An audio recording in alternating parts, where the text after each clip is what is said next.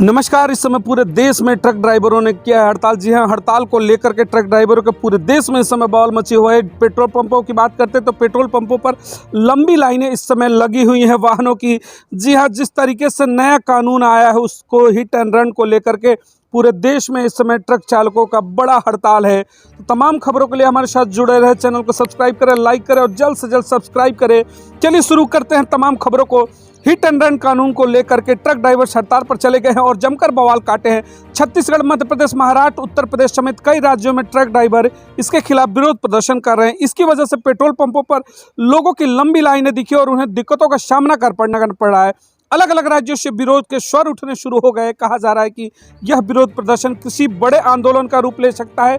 कई जगहों पर चक्का जाम किए जाने की खबरें हैं। पुलिस बल का प्रयोग भी करना पड़ रहा है। इस पर का बयान आया है पेट्रोल पंपों पर। जिस तरीके से लंबी लाइनें हैं छत्तीसगढ़ में, हिट एंड रन कानून की बात करते हैं तो उसके खिलाफ सड़कों पर छत्तीसगढ़ में भी बड़ा प्रदर्शन है। इसकी वजह से राजधानी रायपुर में पेट्रोल पंपों पर लंबी कतारें देखने को मिली। वहीं मध्य प्रदेश में भी हिट एंड रन कानून के खिलाफ ट्रक ड्राइवरों के विरोध प्रदर्शन की वजह से राजधानी भोपाल में पेट्रोल पंपों पर लोगों की लंबी कतारें देखने को मिल रही है।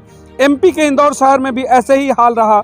वहीं महाराष्ट्र में भी इस कानून के खिलाफ ट्रक ड्राइवरों के विरोध प्रदर्शन की वजह से नागपुर में पेट्रोल पंपों पर लंबी कतारें देखने को मिली। चालक दिल्ली, हरियाणा, यूपी तमाम जगहों पर हड़ताल और चक्का जाम कर रहे हैं। आइए जानते हैं कि ये कानून कह क्या रहा है, आखिर इस कानून को लेकर क्यों पूरे देश में इस समय बवाल मचा हुआ है।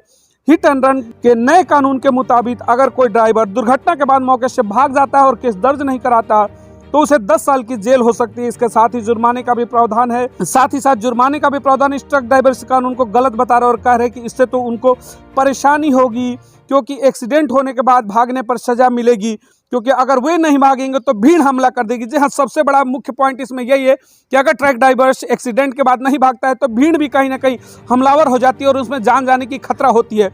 वहीं ट्रक चालकों की मांग है कि नियमों में नरमी बरती जाए।